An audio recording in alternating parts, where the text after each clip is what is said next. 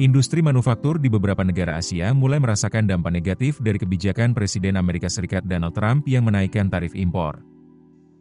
Akibat kenaikan tarif itu, ekspor manufaktur sejumlah negara Asia ke Amerika Serikat mengalami penurunan cukup signifikan.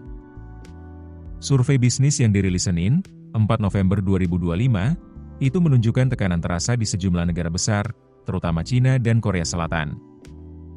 Kunjungan Trump ke Malaysia dan Korea Selatan pekan lalu sempat memunculkan harapan baru lewat kemajuan negosiasi perdagangan, tetapi eksportir masih berhati-hati karena permintaan dari Amerika Serikat belum pulih.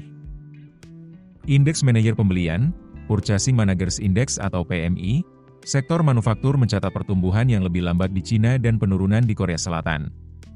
Pesanan ekspor di kedua negara juga melemah. Data resmi PMI China menunjukkan aktivitas pabrik turun selama 7 bulan berturut-turut. Tren ini menandakan berakhirnya lonjakan ekspor akibat upaya menghindari tarif Amerika Serikat. Zi Chunhuang, ekonom China di Capital Economics menyatakan, PMI menunjukkan ekonomi China kehilangan momentum pada Oktober, dengan pertumbuhan lebih lambat di sektor manufaktur dan konstruksi. Menurut dia, kesepakatan perdagangan Amerika Serikat-China kemungkinan hanya bersifat moderat. Hambatan terhadap pertumbuhan akan tetap ada. Dalam pertemuan di Korea Selatan pekan lalu, Trump dan Presiden China Xi Jinping sepakat menurunkan ketegangan dengan menunda penerapan tarif timbal balik selama 1 tahun. Namun, kesepakatan itu belum cukup mempersempit perbedaan antara dua ekonomi terbesar dunia tersebut.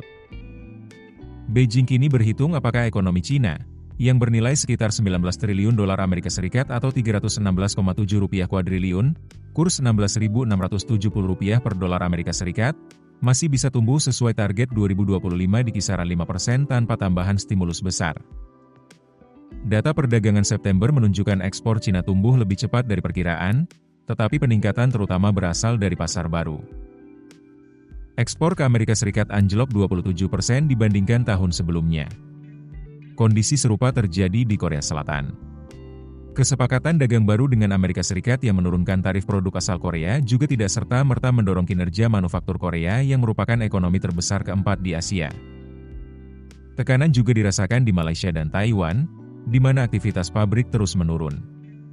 Sebaliknya, Vietnam dan Indonesia mencatat pertumbuhan positif, menandakan daya tahan sektor manufaktur di dua negara tersebut masih terjaga.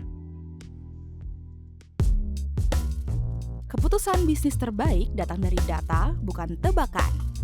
Mudah berlangganan Business Insight dengan subscribe with Google.